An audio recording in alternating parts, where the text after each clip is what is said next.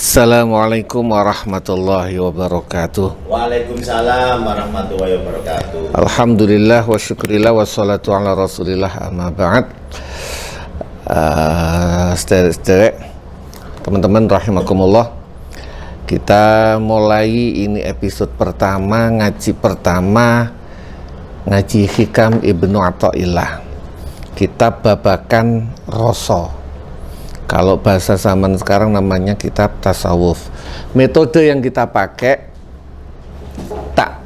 saya baca, saya terangkan sedikit-sedikit, lalu kita diskusi. Karena ilmu tasawuf itu akan lebih menarik jika diskusi.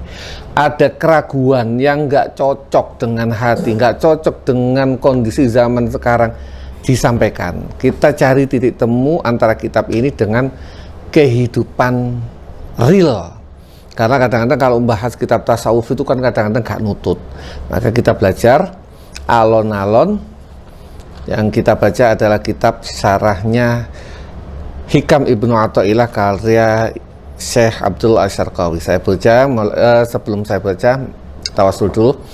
Ila hadratin Nabil Mustafa Muhammad sallallahu alaihi wasallam wa ala alihi wa ashabihi wa zuriyatihi wa furahi wa usulihi wa li jami' khani minal anbiya'i wal mursalin wal awliya'i wa syuhada'i wa salihin wa sahabati wa tabi'in wa tabi'at tabi'in wal ulama'il amilin wal musannifin al mukhlisin wa jami'al malaikatil muqarrabin khususan Syekh Abdul Qadir al-Jilani wa Imam Ghazali wa latisafil jawal mufassirin muhaqqiqin mutasawwifin wal arifin billahi rabbil alamin, khususan muallif pengarang kitab Hikam Syekh Ahmad bin Muhammad bin Athaillah Sakandari.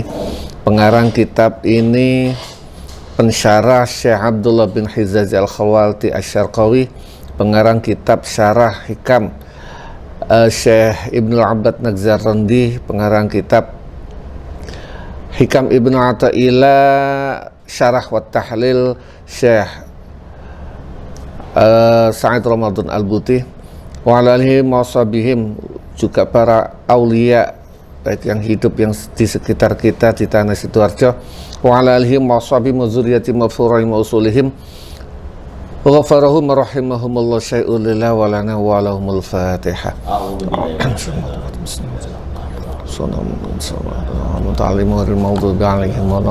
Amin. Langsung saja kita mulai dari halaman pertama. Bismillahirrahmanirrahim. Saya maknani berdasarkan makna Jawa dulu.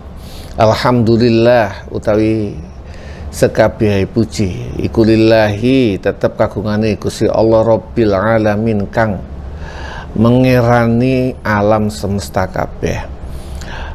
Wassallah lan mugi kaparingan sholawat sapa kaparingan rahmat sapa Allah Gusti Allah ala Sayyidina Muhammad ing atase Kanjeng Nabi Muhammad sallallahu alaihi wasallam.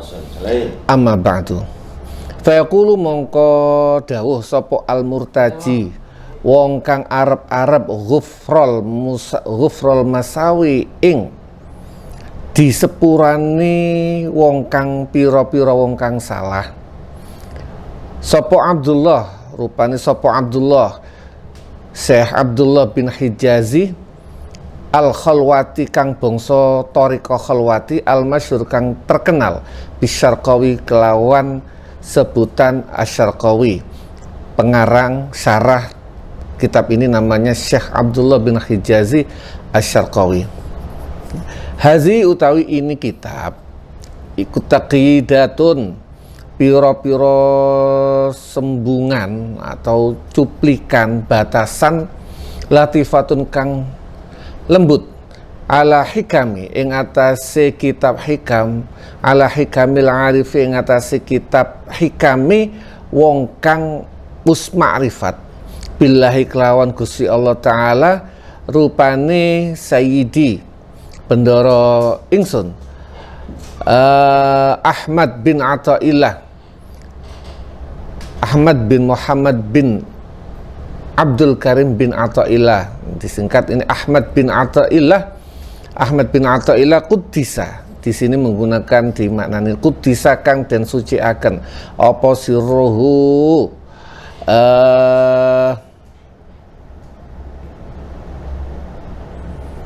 peningalane penggaliye Syekh Ahmad wa qas apa sirruhu penggaliye Syekh Muhammad. Biasanya orang-orang menggunakan qaddasa sirruhu. Kalau qaddasa sirruhu maknanya muga-muga Gusti Allah mensucikan sirrohu. Kalau quddisa sirruhu, tapi kalau qaddasa sirrohu, qaddasa mugi-mugi Gusti Allah mensucikan sirrohu ing penggali Syekh Ahmad. Wa qastuhu utawi panyejane Syekh Ahmad biha kelawan kitab hikam fil ghalibi ing dalem kaprae ing dalem umume iku khitabul muridina dawi pira-pira murid as-sadiqina kang temenan, murid orang yang ingin untuk usul kepada Allah melalui jalan thariqat. Wa taraqihim lan ningkatane murid ila maqamil irfani maring makom ma'rifat. Fayam bagi mongko sayukjo lana maring kita apa anak tasyura ing yen to meringkas sapa kita ala bayani maksudihi ing atase nerangake maksude Syekh Ahmad bihasabil imkani kelawan kira-kirane mungkin. Jadi singkat saja, ini kalimat pembukaannya Syekh Abdullah Asy-Syarqawi bahwasanya mensyarai kitab hikam. Kitab hikam itu targetnya adalah memberikan panduan terhadap orang-orang yang ingin usul, ingin sampai ke ma'rifat dengan metode kitab hikam ini. Maka kata Syekh Abdullah Asy-Syarqawi, saya tidak berpanjang lebar dalam menerangkan, cukup yang simpel-simpel, tetapi mudah-mudahan bisa sesuai dengan yang dimaksud sama Ibnu Athaillah. Qala dawu sapa Syekh Ahmad radhiyallahu anhu. Ini baru masuk hikam, tadi baru pembukaan. Min alamatil i'timadi 'alal amal nuqsanur raja' 'inda wujudiz zalal. Di sini yang dikurungi belum lengkap, tapi asalnya lengkapnya min alamatil i'timadi 'alal amal nuqsanur raja' inda wujudiz zalal.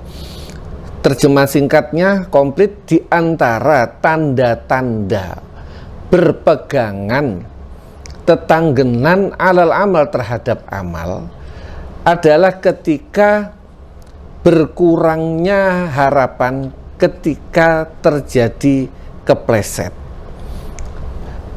Orang yang berpegangan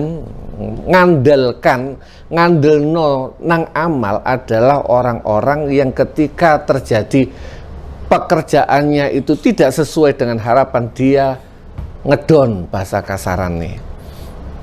Saya maknani, nanti kita baca seminim mungkin, baru kita diskusi. Min alamatil i'timadi, iku tetap ingat, iku tetap setengah saking tanda-tandane tetanggenan, bersandar, mengandalkan alal amali ing atase amal. Aya amalal jawarihi tegese amale piro-piro anggota tubuh, anggota badan. Min sholawatin bayani saking piro-piro salat, wa azkarin lan piro-piro zikir, wa ghairi halan liyani sholawat lan zikir.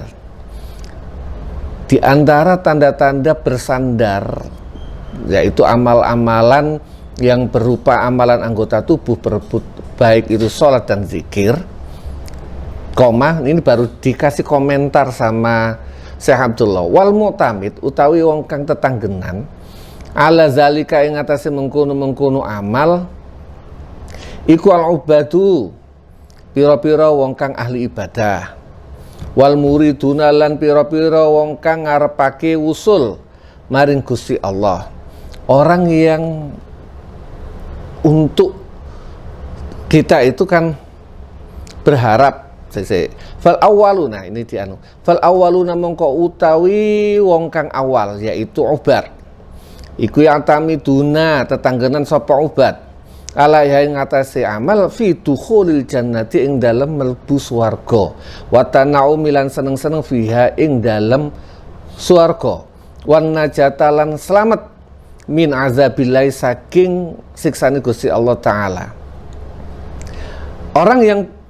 Orang berngandalno amal tujuannya yang pertama adalah ahli ibadah. Ahli ibadah tujuannya ngandalno amal itu apa sih? Berharap dengan amalnya ini dia bisa masuk surga dan bisa merasakan kenikmatan di dalam surga. Sing diandalno adalah amale. Ini wal mu'tamidun di sini. Wal akhirun utawi wong kang akhir yaitu muridun iku yang tamiduna tetanggenan sapa akhirun ala yang ngatasi amal fil wusuli ing dalem wusul ilallah taala maring Gusti Allah taala wa kasfil astari lan kabukae pira-pira tutup anil qulubi saking ati wa husulul ahwali lan hasile pira-pira hal pira-pira kondisi alqaimati kang manggon biha ing dalem qalb wal mukasyafati lan pira-pira kabukae tabir wal mukasyafati lan pira terbukae tabir.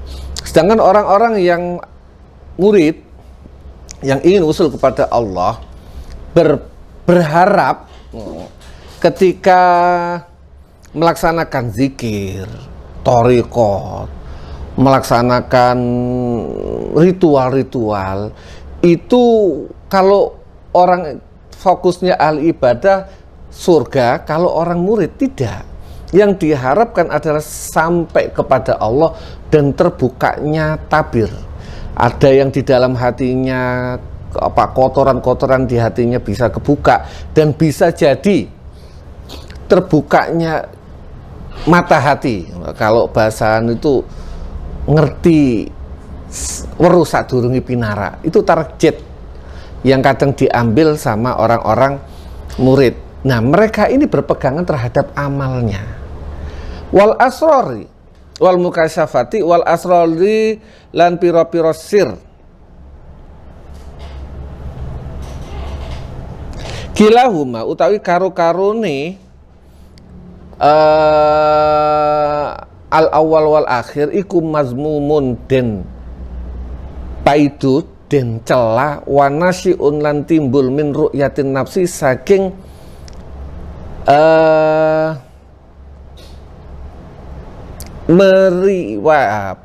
kalau di sini tuh melihat diri sendiri wa nisbatul a'mali lan menisbatkan piro-piro pekerjaan amal ilaiha maring nafas hatta yuntiju sehingga menghasilkan menimbulkan apa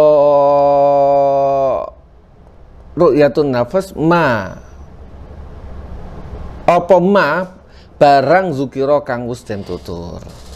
Jadi kayaknya di sini dulu orang yang ngandalno amal untuk masuk surga atau ngandalno zikir untuk bisa jadi makrifat, untuk bisa jadi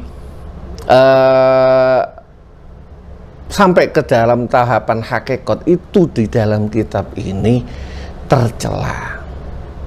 Lah yang ideal apa? Bukan berpegangan sama amal, tapi berpegangan sama Allah. Dalam kasus dunia real, dunia kenyataan, ini bisa ditarik mundur dengan kondisi. Contoh misalnya, ada orang ketika melaksanakan ritual, aku kok susah yo.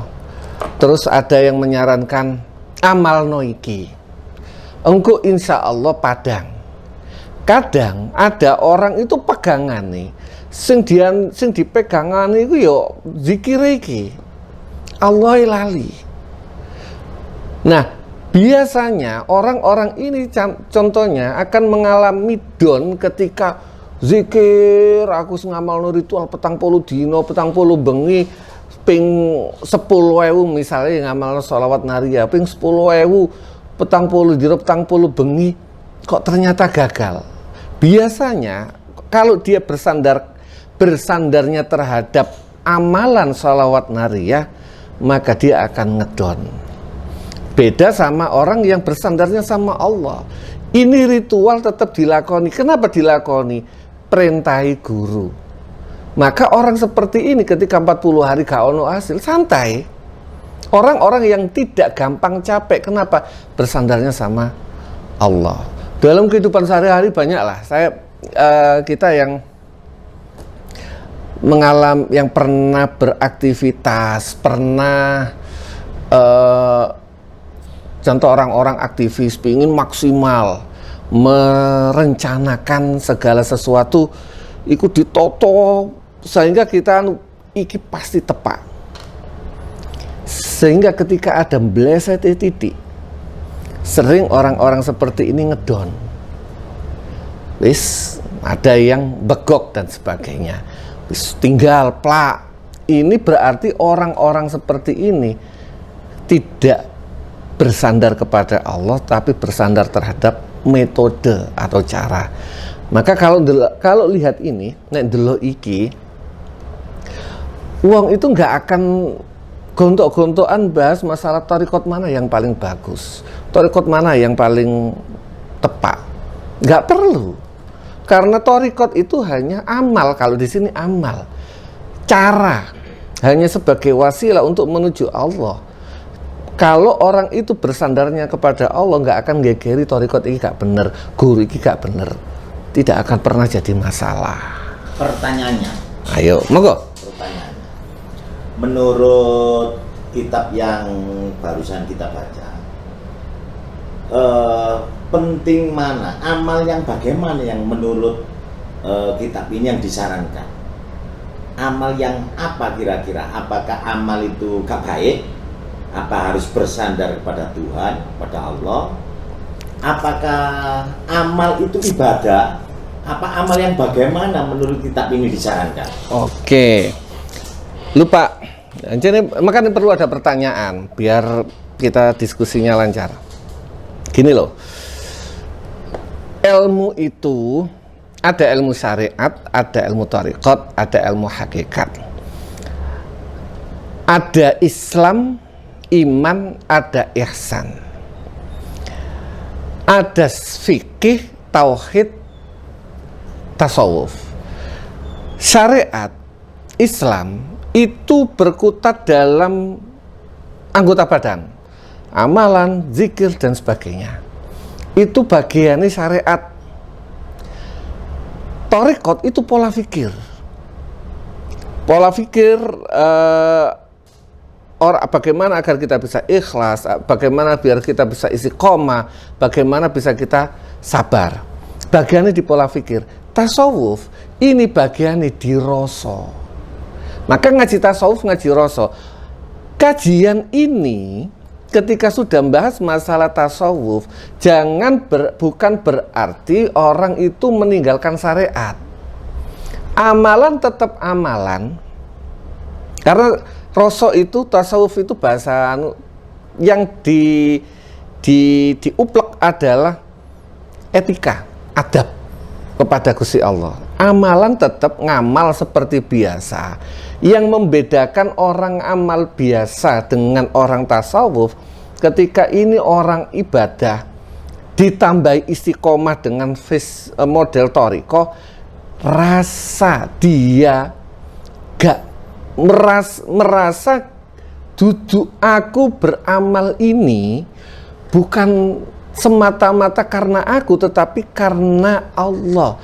Allah lah yang memberikan saya ilmu, Allah lah yang memberikan saya kesempatan, Allah lah yang memberikan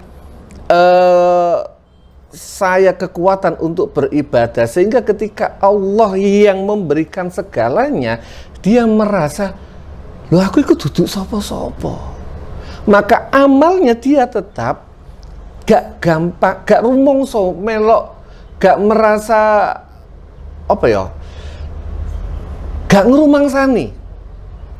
berbuat-buatnya, amalnya tetap sama dengan orang syariat. Amalnya harus amalan syariat, tetapi gak ngerumangsani. Tasawuf itu kesininya, dia beramal tapi gak rumangsani nek aku amal. Sodako, gak rumangsani nek sodako. Jadi tasawuf itu bagian bagaimana dia cek gak ngerumangsani iki. Gak rumangsani nek amal. Gak rumangsani nek amal. Pertanyaan lagi. Ada orang yang kadang itu sulit untuk beribadah, sholat wajib lah, tapi dia itu sukai amal. Nek amal gak rumangsani amal, jadi ya wis Refleks. Ya. Itu terus pundi ngoten niku. Wong sing katape urusan ibadah wajib itu kadang lali. Tapi nek ambek urusane amal, sedekah, ada sumbangan pengajian, oh ya sumeneng. Ada urunan kurban sumeneng. Ada bangun mushola jaluk sumeneng. Nah, apakah itu bagian dari ibadahnya? Apa gimana menurut kitab ini? Kalau orang ketika sodakonya tadi niatnya amal, insya Allah bagian daripada ibadah.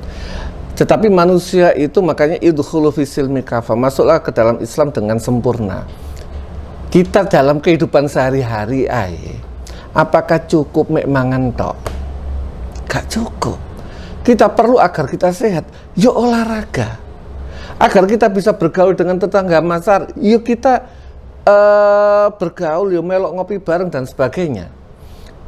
Kalau orang cuma mengambil satu sisi, sama saja dengan orang dalam kehidupan sehari-hari seneng kumpul tapi gak gelem mangan, gak gelem olahraga.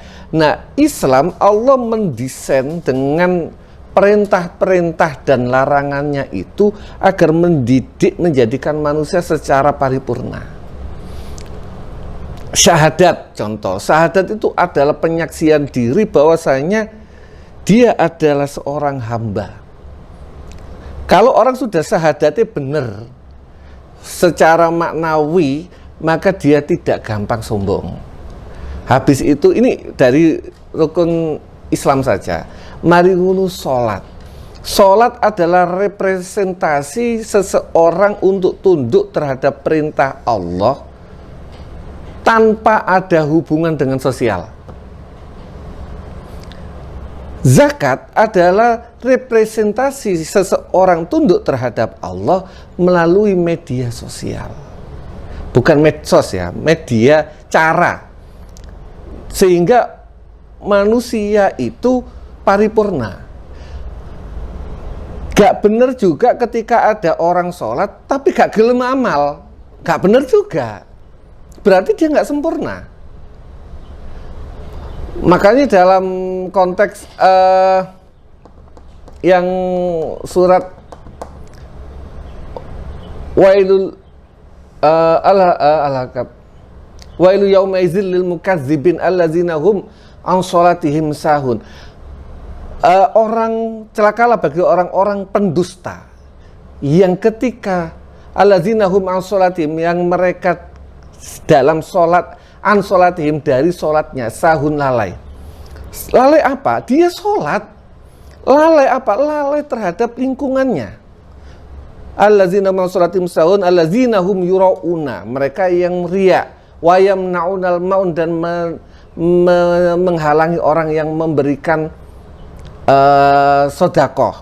Jadi Islam itu paripurna, gak bisa amal tok, insya Allah ibadah. Tapi dia nggak lengkap, termasuk puasa. Puasa itu adalah media tunduknya seseorang dari menahan atas apa yang dilarang oleh Allah. Jadi ibadah itu harus komplit. Melaksanakan ibadah sosial zakat, melaksanakan ibadah badani, sholat, melaksanakan ibadah menahan keinginan, walaupun keinginannya itu benar, melalui media puasa. Haji itu adalah pengejawatan untuk agar manusia itu bisa berpikir secara global. Manusia harus komplit. Islam yang benar itu harus komplit, nggak boleh hanya satu titik. Terus gimana kalau ada orang sing belum bisa komplit?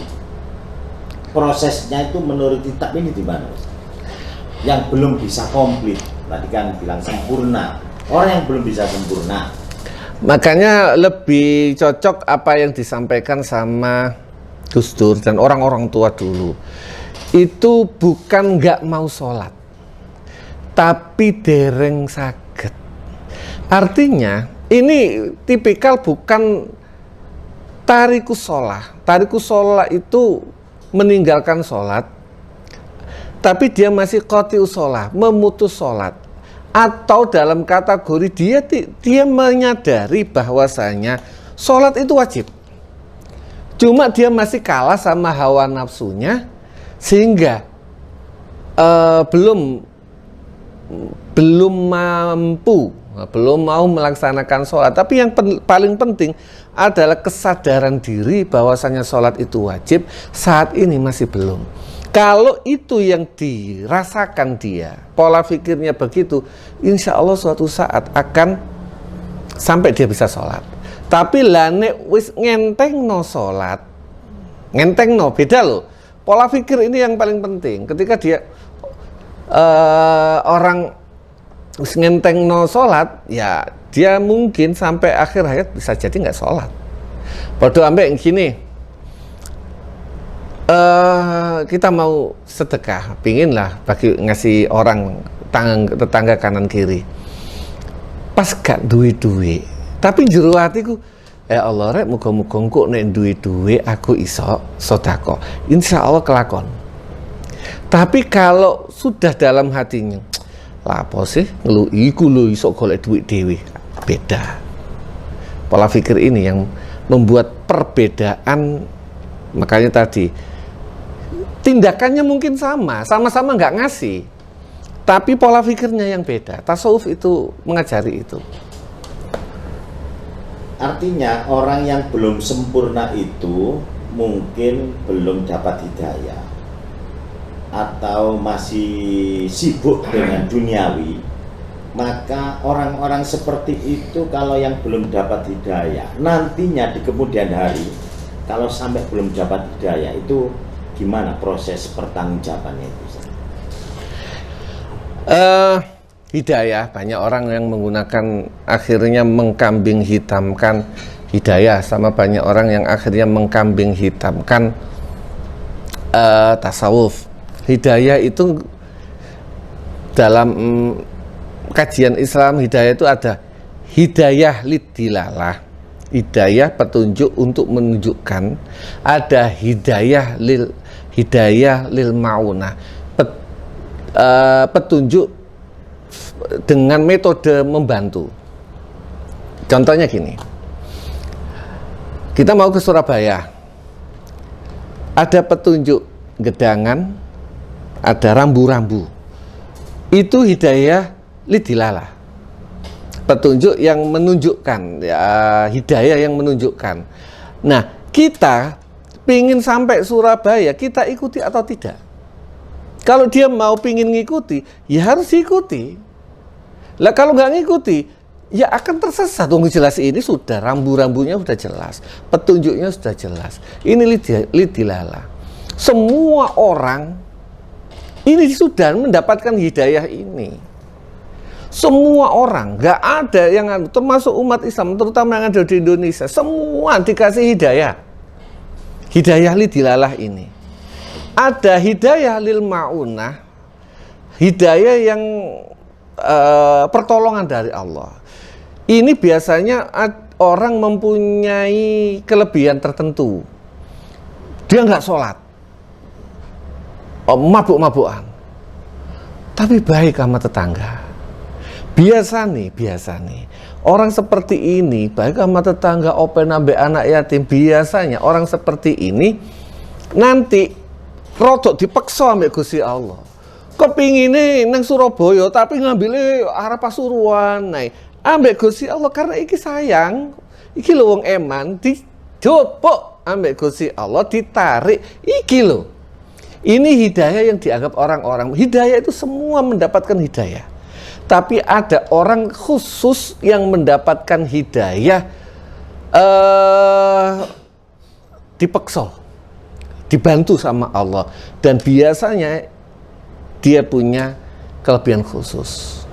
Bukan orang ya wis gak apik ambek tonggo, gak mempunyai keistimewaan, biasanya gak akan ada hidayah mauna, itu hampir gak ada.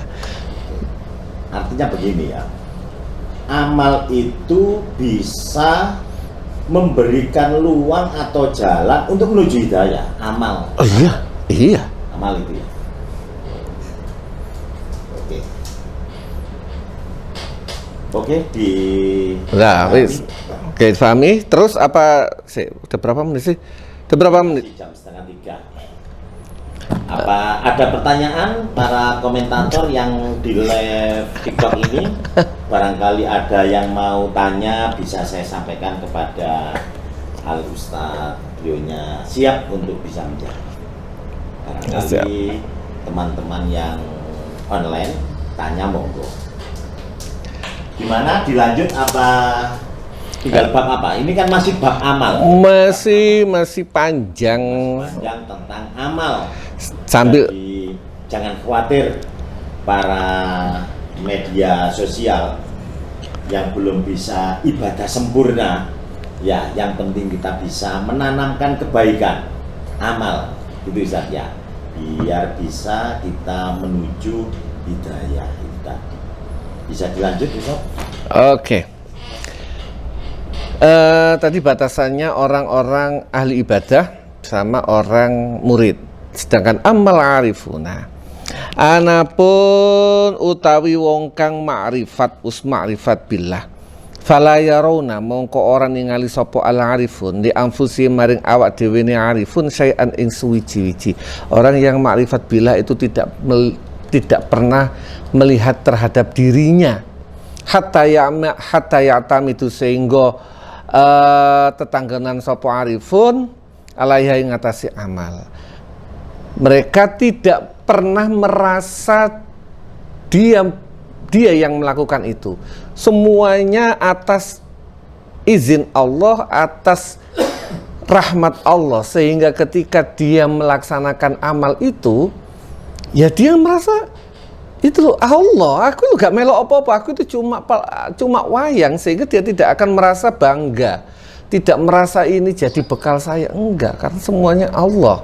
Bal yusahiduna balik padha ningali sapa al arifun annal fa'ila ing setuhune ing sak temene wong kang nglakoni al hakiki, kang hakiki, yang hakikat huwa Allah taala, yaitu Allah taala. Orang yang ma'rifat billah itu gak pernah merasa bahwasanya dia yang berbuat, dia hanya sebagai media.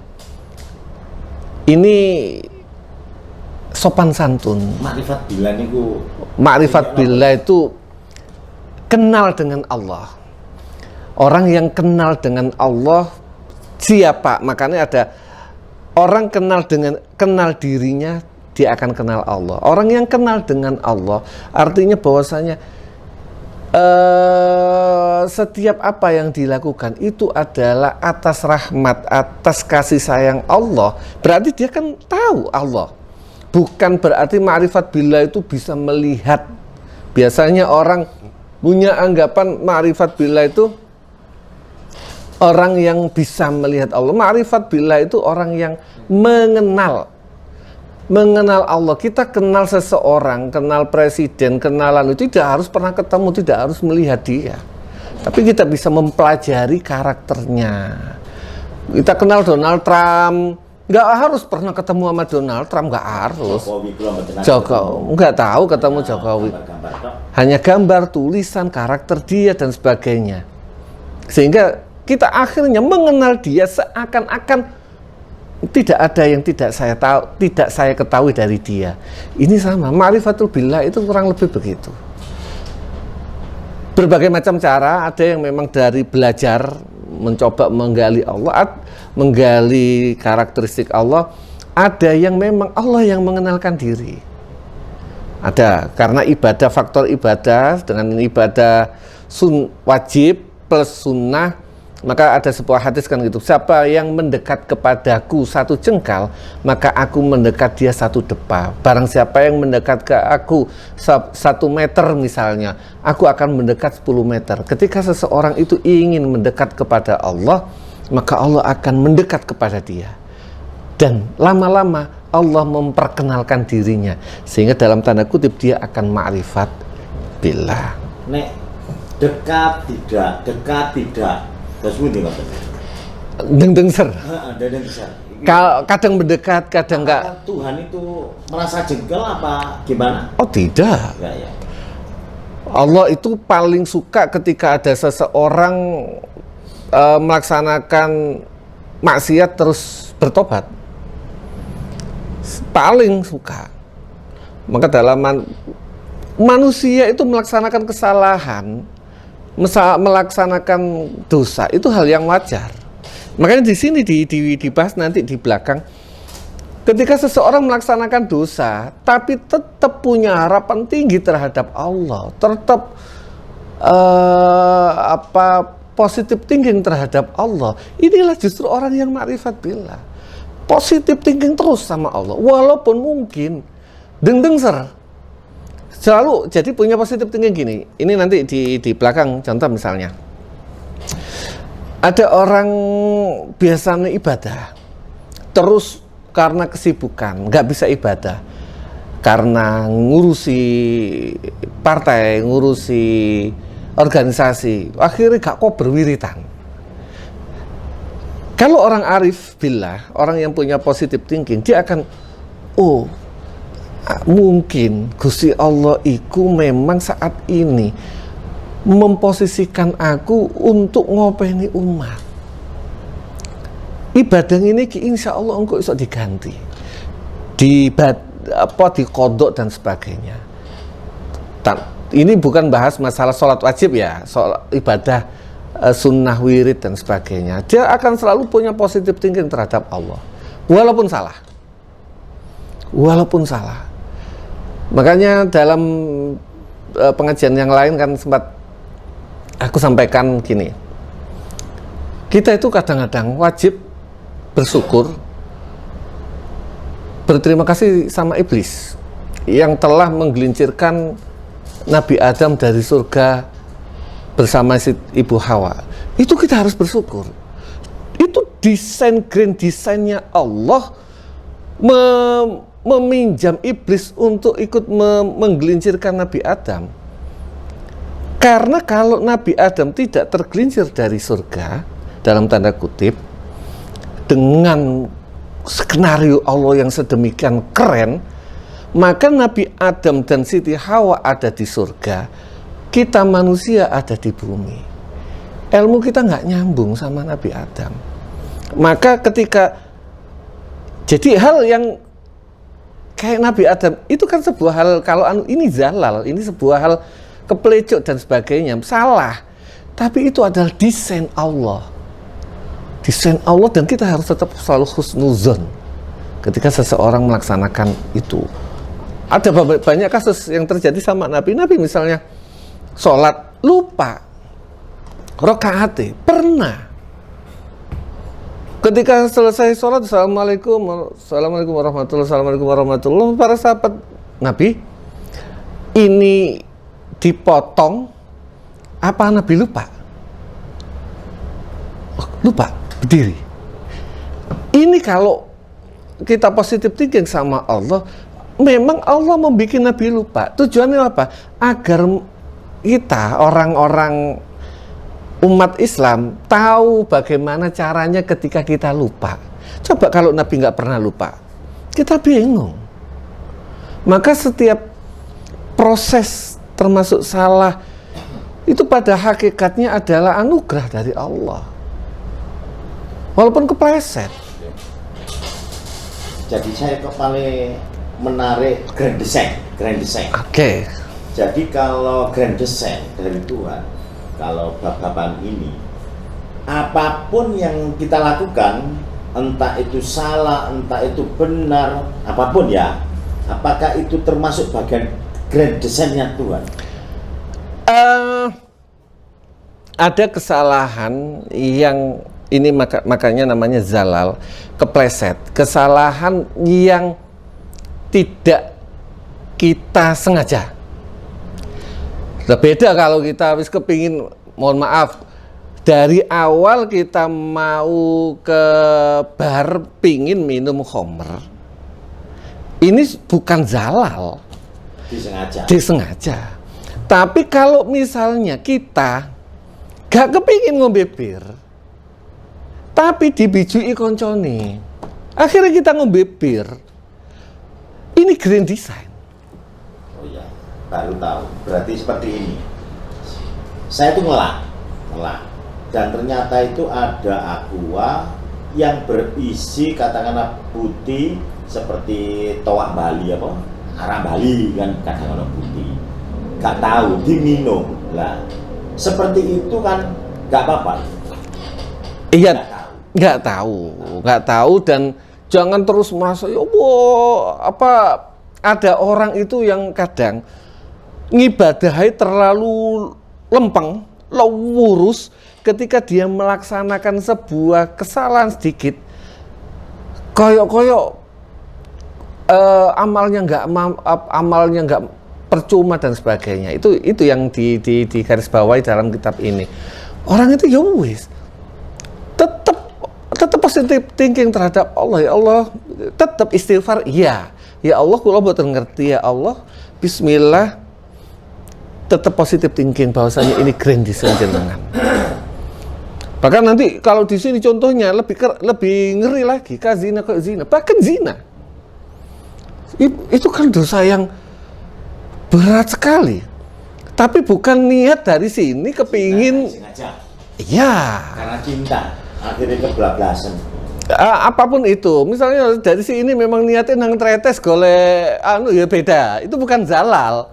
Itu maksiat. Tapi disengaja. Tapi kalau dari Malang moro-moro kesasar, merono.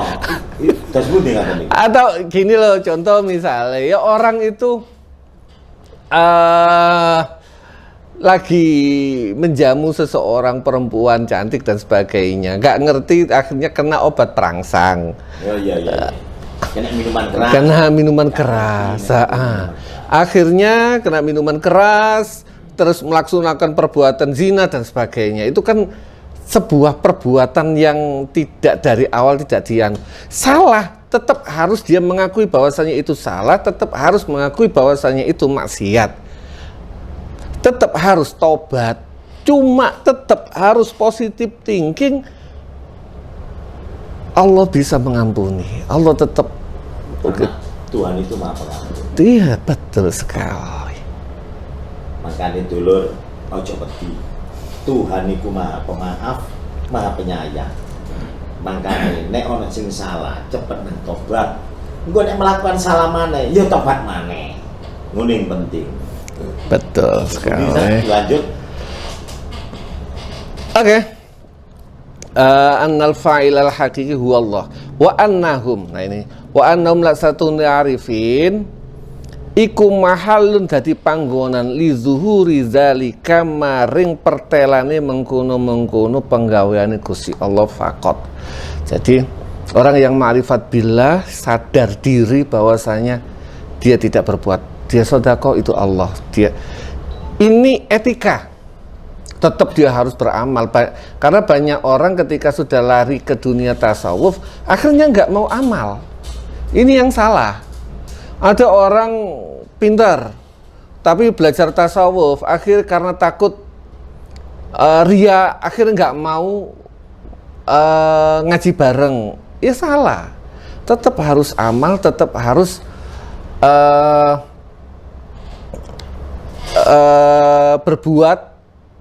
berbuat baik terhadap sesama tanpa merasa bahwasanya itu semua karena saya. Ini yang jadi pedoman. Wa asyara lan awa isyarat sopal musannif pengarang rahimahullah taala ila alamatin maring tanda ya'rifu kang bisa weruh biha sebab alamat sapa al abdu kawula nafsahu ing awake dhewe ne abad. Famin alamati kaunihi Famin alamati mongko iku setengah saking tondo anane abad iku minal qismaini saking bagian luru al awalaini kang pertama iku nuksonur roja kurangi arep-arep ai rojaihi arep-arepe abad filai ing dalam Gusti Allah taala ayyud khilahu ing yen to nglebokaken sapa Allahu ing abad al jannata ing swarga wa yunjialan nyelametaken sapa Gusti Allahu ing abad minal azabi saking neraka ing kana lamun ana sapa abad iku minal ubati saking wong kang ahli ibadah. Di antara ini diberikan tanda sama Imam Ibnu Athaillah cara mengetahui bahwasanya kita ini berpegangan sama amal apa sama Allah gampang ketika nuksonur roja, berkurangnya harap-harap, berkurangnya positive thinking sama Allah gara-gara melaksanakan perbuatan sehingga orang tersebut mosok gara-gara iki Gusti Allah gak gelem ngelebok memasukkan saya ke dalam surga. Kan ada pernah dalam beberapa riwayat cerita lah orang kejeblos pisan akhirnya wis sisan ditinggal. Aku wis ngamal nang ngene wis sisan. Misalnya pernah seseorang rutin dalam dunia film, saya tahu ada film orang yang insya Allah ibadahnya tekun dan sebagainya. Suatu saat ditipu orang, akhirnya melaksanakan perbuatan zina. Karena dia selalu ketika ibadahnya itu berpegangan sama, terlalu bangga sama amalnya, maka begitu dia terpleset, dia merasa percuma saya ibadah, ya wis tak tinggal lah, wis sisan, gemblok sisan oleh duit. Ini pernah terjadi dalam dunia nyata yang tertuang dalam beberapa film dan itu banyak kejadian. Kepleset ini tetap iya itu salah, tetapi harus tetap optimis. Allah Maha Pengampun dan tetap Allah memasukkan kita ke dalam surganya dan menyelamatkan kita dari api neraka ini jika dari karangan pertama. Wa ayu silalan ing yento nekaaken sapa Allah hu ing abad ila matlubihi maring apa kang den suprih abad al mutaqaddimi kang wis dhisik ing kana lamun ana sapa abad iku minal muridina saking wong kang ngarepaken wusul maring Allah. Tetap orang yang pingin wusul kepada Allah, kepingin ma'rifat billah, ketika dia lupa zikir dan sebagainya tidak putus asa. Indah wujudi zalal tidak berkurangnya harapan indah wujudi zalal ing dalem nalikane wujudi kesalahan bi antasura kelawan yento metu minhu saking abad apa maksiatun maksiat walaupun terjadi kesalahan yang muncul itu berupa maksiat tidak berkurang, bahkan bukan tidak hilang, tidak berkurang harapannya. Kazina, koyok zina. Walaupun akhirnya terpleset melaksanakan zina, yang kepleset loh ya, ini bukan disengaja, kepleset. Allah alam grand design akhirnya dia zina, ini tidak boleh berkurang harapannya. Bahwasanya Allah tetap mengampuni. Allah tetap akan memasukkan kita ke dalam surganya. Selama dia sadar bahwasanya itu dosa, selama dia sadar itu dosa dan berharap ingin tobat, insya Allah tetap. Beda kalau sudah wis gak kepleset, wis ngojo tapi gak rumangsa dosa. Nah itu beda lagi. Tapi kalau dia sudah merasa mari nih. Setelah melakukan, kadang merenung, akhirnya seperti melakukan dosa, itu gimana? Tapi besok itu kalau ketemu lagi, bisa terulang kembali.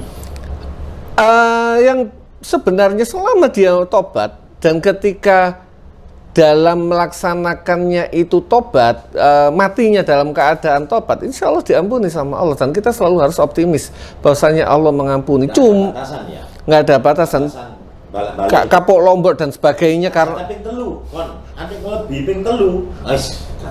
selama dia itu merasa itu perbuatan bahwasanya itu maksiat dan bahwasanya dia harus tobat.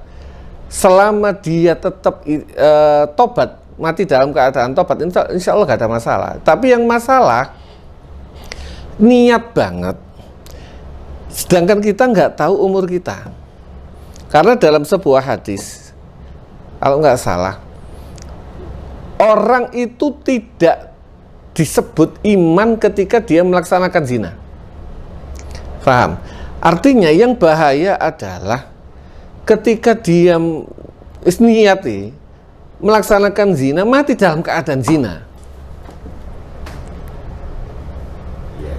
Kan kita nggak tahu kapan kita mati. Belum sempat tobat itu. Belum sempat tobat, sedangkan itu tidak dianggap beriman. Nah, bahaya sekali kita ada orang mati dalam keadaan tidak iman, su'ul khotimah. Yang masalah kalau yakin mari nglakoni pasti diberikan Allah umur untuk tobat, gak masalah, insya Allah diterima tobatnya ambek Gusti Allah. Tapi kalau